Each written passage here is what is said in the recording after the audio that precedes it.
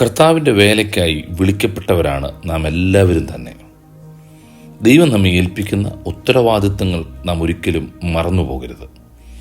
ലൂക്കോസിൻ്റെ സുവിശേഷം 14-ാം അധ്യായത്തിൻ്റെ 15-ാം വാക്യം മുതൽ ഒരു വലിയ അത്താഴം ഒരുക്കി പലരെയും ക്ഷണിക്കുന്ന ഒരു മനുഷ്യനെ കാണാൻ കഴിയുന്നുണ്ട്.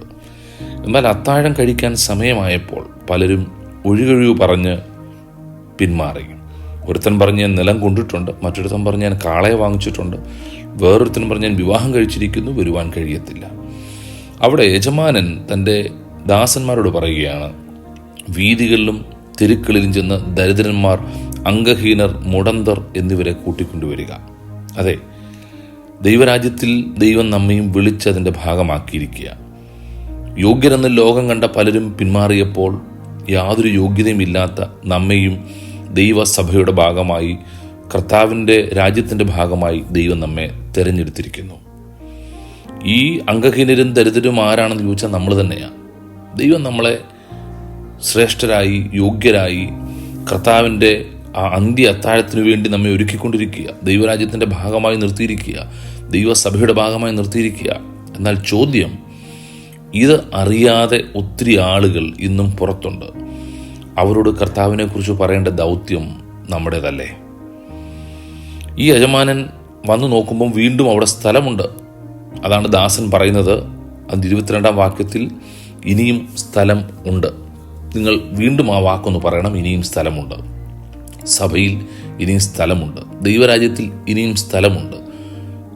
ഇനിയും കർത്താവ് ഒരുക്കുന്ന അത്താഴം കഴിക്കാൻ വേണ്ടി ആളുകൾക്ക് കസേരകൾ, സീറ്റുകൾ കാലി കിടപ്പുണ്ട്.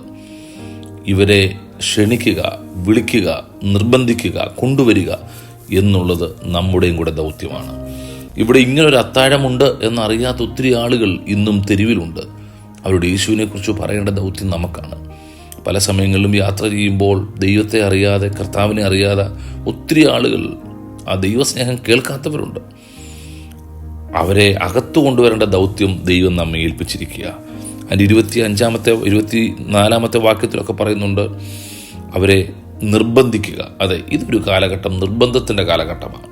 ക്ഷണിച്ചാൽ വരാത്ത ഒത്തിരി ആളുകളുണ്ട്. എന്നാൽ നിർബന്ധിച്ച് അവരെ ദൈവരാജ്യത്തിൻ്റെ ഭാഗം ആക്കാൻ ദൈവം നമ്മളെ വിളിച്ചിരിക്കുക. കർത്താവ് പറയുന്നൊരു കാര്യമുണ്ട്, കൊയ്ത്ത് വളരെയുണ്ട്, വേലക്കാർ ചുരുക്കമാണ്.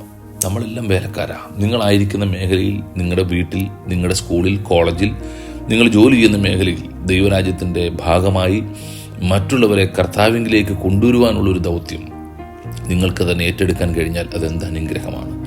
നമ്മുടെ കൂടെ ജോലി ചെയ്യുന്നവരോട് ദൈവസ്നേഹം പങ്കിടാൻ, അവർക്ക് വേണ്ടി പ്രാർത്ഥിക്കാൻ, കർത്താവ് സൗഖ്യം തരുമെന്നും കർത്താവ് അത്ഭുതം പ്രവർത്തിക്കുമെന്നുള്ള വിശ്വാസത്തിൻ്റെ വാക്ക് കൊടുക്കാൻ കഴിഞ്ഞാൽ അതുതന്നെയാകും ഒരു തുടക്കം.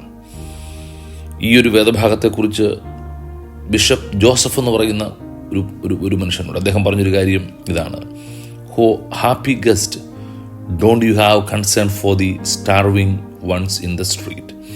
തെരുവിൽ ആഹാരമില്ലാതെ അലയുന്നവരെ കുറിച്ച് നിങ്ങൾക്ക് വിചാരമില്ലയോ? അത്താഴത്തിന് വേണ്ടി നിങ്ങൾ ക്ഷണിക്കപ്പെട്ടു, നിങ്ങൾ അത്താഴത്തിന് വേണ്ടി ഇരിക്കുകയാണ്. എന്നാൽ ഇതറിയാതെ ഒത്തിരി ആളുകൾ ഇന്നും തെരുവിൽ അലയുന്നുണ്ട്. അവരെക്കുറിച്ച് നിങ്ങൾക്കൊരു വിചാരമില്ലേ? വിവാഹങ്ങൾക്കൊക്കെ പോകുമ്പോൾ നമ്മുടെ കസേരയിൽ നമ്മൾ ഇരുന്ന് ആഹാരം കഴിക്കാൻ തയ്യാറാകുക. എന്നാൽ കസേര കിട്ടാത്ത, സീറ്റ് കിട്ടാത്ത ഒത്തിരി പേര് അതിലെ അലയുന്നുണ്ട്. നമ്മളെന്താ ചെയ്യുന്നത്? എനിക്ക് മുന്നിൽ ആഹാരം കിട്ടി എന്ന് പറഞ്ഞ് സ്വസ്ഥമായി നമ്മൾ കഴിക്കും. അല്ല, ഇതറിയാത്ത ഒത്തിരി ആളുകൾ നമ്മുടെ ചുറ്റുമുണ്ട്. ദൈവസ്നേഹം കേൾക്കാത്ത ഒത്തിരി ആളുകളുണ്ട്. കർത്താവ് ഒരുക്കുന്ന ഒരു അന്ത്യ അത്താഴത്തിന് വേണ്ടി പലരും ഒരുങ്ങിയിട്ടില്ല, പലരും അറിഞ്ഞിട്ടില്ല. ആ ദൗത്യം ഏറ്റെടുത്ത് മറ്റുള്ളവരോട് ദൈവസ്നേഹം പങ്കിടാം. യേശു സ്നേഹിക്കുന്നവനാണെന്നും യേശു രക്ഷകനാണെന്നും പറയാം. ആ ദൈവസ്നേഹം മറ്റുള്ളവരിൽ പങ്കിടുന്ന ഒരു വ്യക്തിയായി നിങ്ങളും തീരട്ടെ. ഇനിയും സ്ഥലമുണ്ട്, വരുവാൻ നിർബന്ധിക്കുക. അതെ, ദൈവരാജ്യത്തിൽ ഇനിയും സ്ഥലമുണ്ട്. ദൈവരാജ്യത്തിൻ്റെ ഭാഗമായി ദൈവം നമ്മളെ നിർത്തിട്ട് ഇന്ന് പകൽ ആരോടെങ്കിലും സുവിശേഷം പറയാൻ, ദൈവസ്നേഹം പങ്കിടാൻ, ആർക്കെങ്കിലും വേണ്ടി പ്രാർത്ഥിക്കാനുള്ള സമയം ലഭിക്കുമ്പോൾ അത് നഷ്ടപ്പെടുത്തരുത്. ദൈവം നിങ്ങളുടെ കൂടെയുണ്ട്. God bless you.